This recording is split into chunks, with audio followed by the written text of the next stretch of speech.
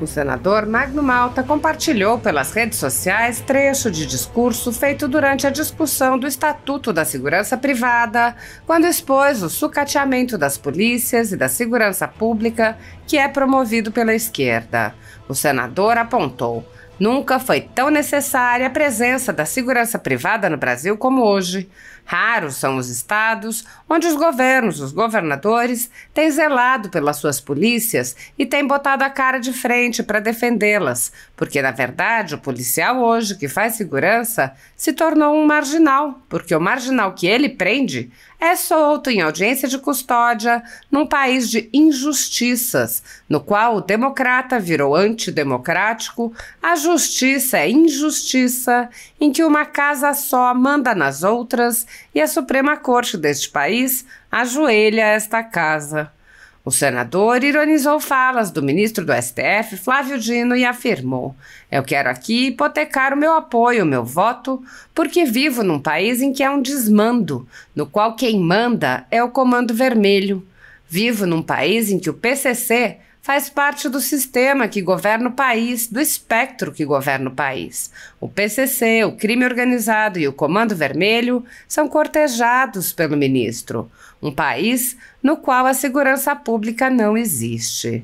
Magno Malta lembrou que nunca tinha havido uma fuga de um presídio de segurança máxima até o atual governo Lula e disse: mas foi só assumir o ministro nesse lugar aí em que está o senador Pacheco, chamado Lewandowski, que rasgou a Constituição, cuspiu na cara dos senadores, cortou meu microfone, quem estava falando era eu, para poder dar direitos políticos a Dilma. Quando se cospe na Constituição, o cidadão brasileiro não tem um mínimo de segurança.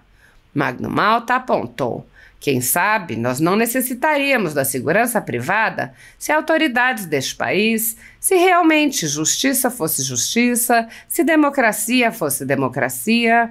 Mas hoje, se falar em democracia, você é antidemocrático.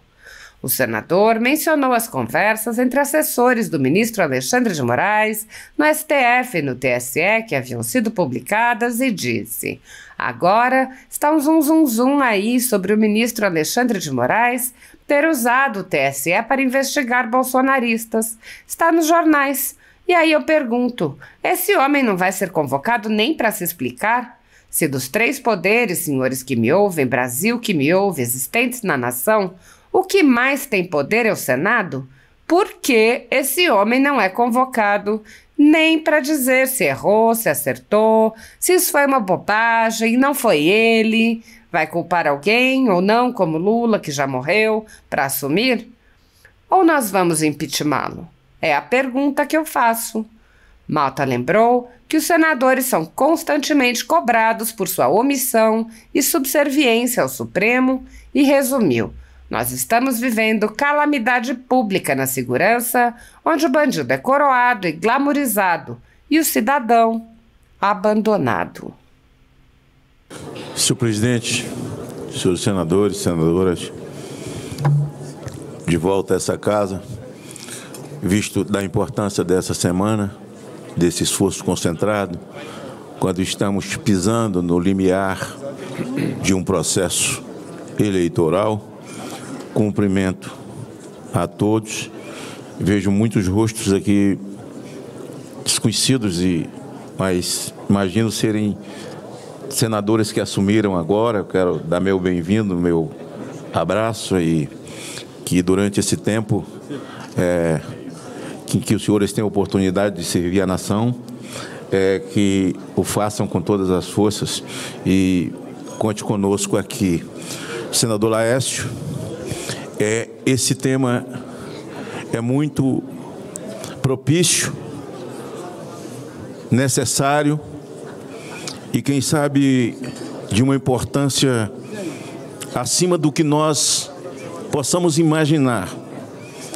Quem sabe, alguns anos atrás, nós, na nossa faixa etária, nunca pensaríamos em que a segurança privada iria acontecer ou que ela viria com a crescente violência que o Brasil foi experimentando ao longo das irresponsabilidades, com as polícias, tanto civil quanto militar, com a própria Polícia Federal. Me lembro que num governo Lula, a Polícia Federal ficou, acho que quase um ano em greve, e no final de tudo isso era o Márcio Tomás Bastos, que era o ministro da Justiça, e a Polícia Federal, no final dessa greve, não levou nada das suas reivindicações.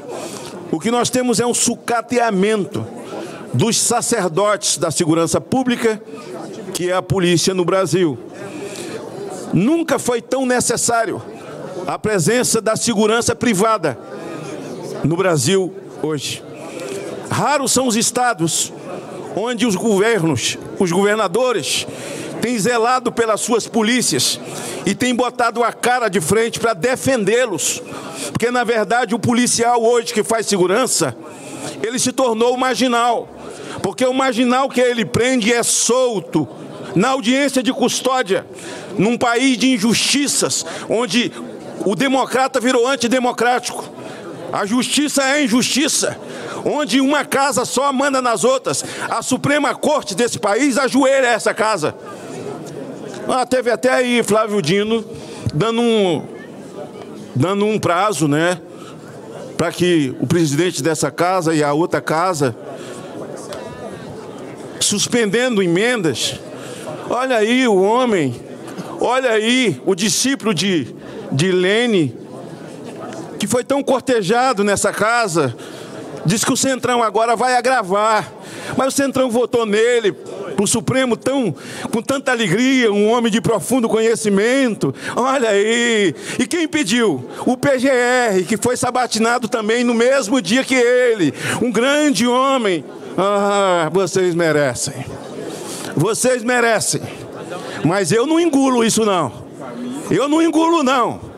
Então, vivendo dias em que o ministro da Justiça, aliás, esse hoje que eu acabei de citar, o Flávio Dino, quando era ministro da Justiça, dizia que nós precisamos humanizar os pequenos crimes. Mais do que é necessário, senador Pacheco, hoje é a segurança privada. Nós não temos efetivo. Então é o seguinte, pequenos crimes é o quê? É o sujeito que roubou uma televisão dentro da sua casa, você está pagando em 10 vezes, 20 vezes, ele levou um crime pequeno. Você não pode nem reclamar. A polícia não tem efetivo para ir buscar. A segurança privada hoje faz-se mais que necessário. Onde creches não têm segurança, não é efetivo de polícia. Nenhum governador, quase todos, tem a disposição de Jorginho, lá em Santa Catarina, de recrutar os aposentados da polícia. E hoje, quem tem filhos na escola, não estou falando de rico nem classe média não, todo e qualquer cidadão hoje tem uma lojinha, ele depende da segurança privada. E eu quero aqui hipotecar o meu apoio, o meu voto, porque vivo num país onde há um desmando, onde quem manda é o Comando Vermelho. Vive num país onde o PCC faz parte do sistema que governa o país, do espectro que governa o país. O PCC e o PCC é o crime organizado. Comando Vermelho, que são cortejados pelo ministro. Um país onde a segurança pública não existe. Veja, nós nunca vimos alguém fugir de presídio de segurança máxima. Há quantos anos Fernandinho Beiramar está preso? Há quantos anos Marcola está preso? Mas só foi assumir o ministro que, nesse lugar aí onde está o senador Pacheco, chamado Lewandowski, rasgou a Constituição, cuspiu na cara dos senadores, cortou o meu microfone, quem estava falando era eu, para poder dar direitos políticos a Dilma. Quando se cospe na Constituição, o cidadão brasileiro não tem o mínimo de segurança. Quem sabe nós não necessitássemos da segurança privada, se as autoridades desse país, realmente justiça fosse justiça, democracia fosse democracia. Mas hoje falar em democracia, você é antidemocrático. E agora está um zum aí sobre o ministro Alexandre de Moraes ter usado o TSE para investigar bolsonaristas. Está nos jornais. E aí eu pergunto, esse homem não vai ser convocado nem para se explicar? Porque se dos três poderes, senhores que me ouvem, o Brasil que me ouvem, dos três poderes existentes na nação, o que mais tem poder é o Senado. Por quê? Esse homem não é convocado nem para dizer se errou, se acertou, se isso foi uma bobagem e não foi ele. Vai culpar alguém ou não, como Lula, né? Alguém que já morreu para assumir? Ou nós vamos impeachment ele? É a pergunta que eu faço. É a pergunta que eu faço.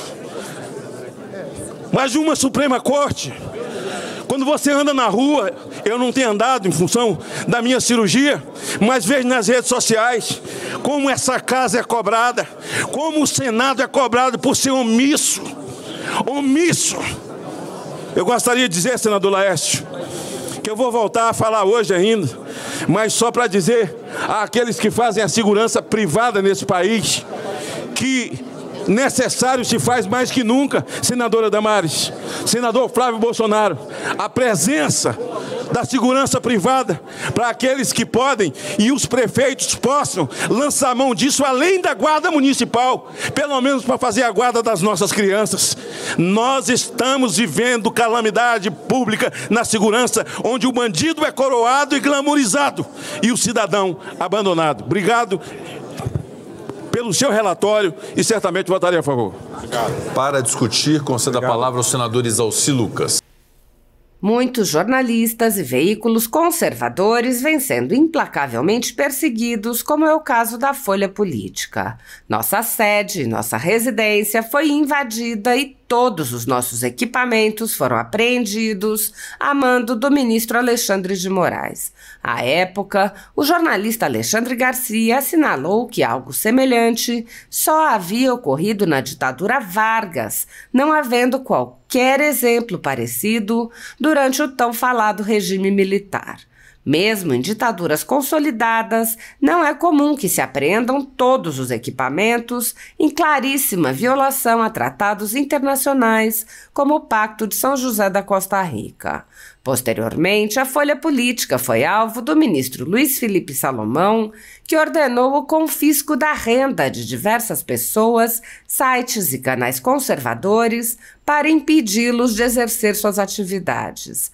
Mais de 20 meses da renda dos veículos e comunicadores afetados seguem confiscados, enquanto o inquérito vai sendo transmitido de relator em relator. Outros jornalistas e comunicadores foram presos sob alegações como a de sair do país sem saber que estavam sendo investigados. Um deles perdeu o movimento das pernas em um estranho acidente na cadeia enquanto estava preso por crime de opinião. Ao conseguir refúgio em outro país, viu sua família ter suas contas bloqueadas para que não pudessem receber doações de pessoas que se sensibilizam com a situação de seus filhos. Vários pedem há anos que apenas devolvam seus equipamentos eletrônicos, inclusive com as memórias de entes queridos e da própria família. Outros buscaram refúgio em outros países e são considerados foragidos e são alvo de campanhas de difamação pela velha imprensa.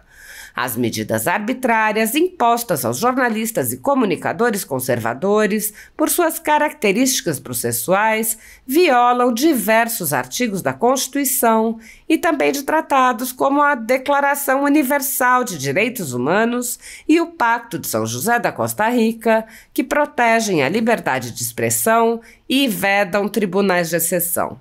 Os exemplos são muitos e a perseguição não cessa. Casas invadidas, redes bloqueadas, censura, bloqueio de contas sem confisco de bens, cancelamento de passaporte, proibição de contato, entre outras. Nos inquéritos políticos conduzidos em cortes superiores, basta que parlamentares de extrema esquerda apresentem relatórios ou reportagens produzidos por pessoas suspeitas e interessadas, acompanhados de listas de pessoas a serem perseguidas, para que essas pessoas sejam privadas de direitos fundamentais. Se você apoia o trabalho da Folha Política e pode nos ajudar a continuar nosso trabalho, doe qualquer valor à empresa Raposo Fernandes através do Pix, usando o QR Code que está visível na tela ou com o código ajude@folhapolitica.org.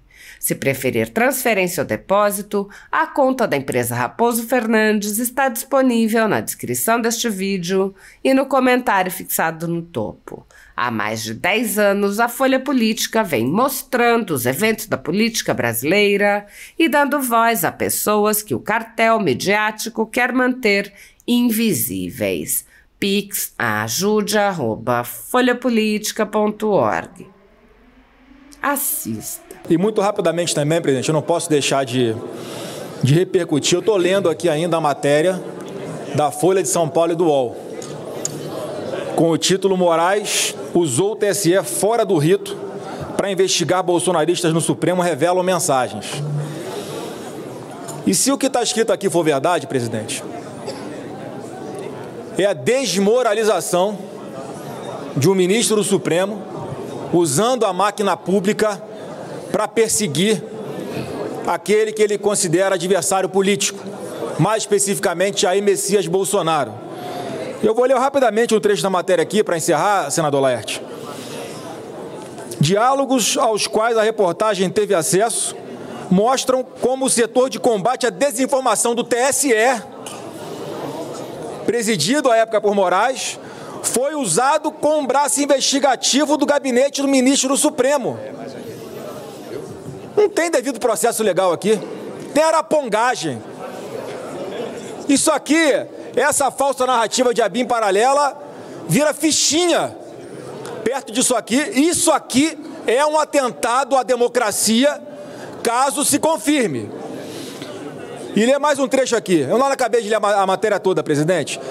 As mensagens revelam um fluxo fora do rito envolvendo os dois tribunais, tendo o órgão de combate à desinformação do TSE sido utilizado para investigar e abastecer o inquérito de outro tribunal, o STF, em assuntos relacionados ou não com a eleição desse ano. E é muito interessante o relato que eles falam das ordens de Alexandre de Moraes. São mais de 6 gigabytes de mensagem, presidente. E aí, para concluir aqui, em alguns momentos das conversas, assessores relatam irritação de Moraes com a demora no atendimento às suas ordens. Abre aspas. Vocês querem que eu faça o laudo? Fecha aspas.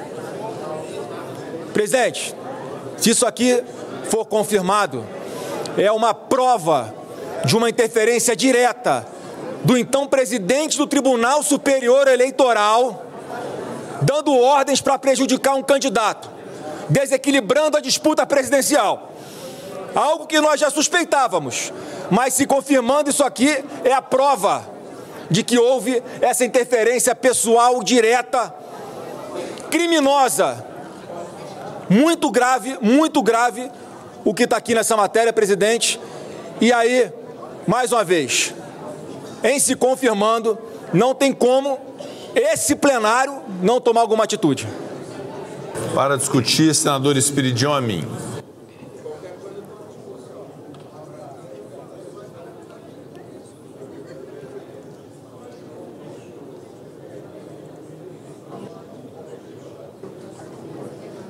De ficar impactado com a declaração do senador Flávio Bolsonaro.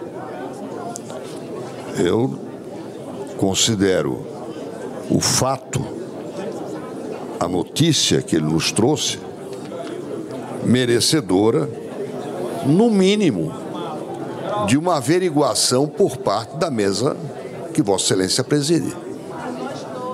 Então, eu não posso deixar...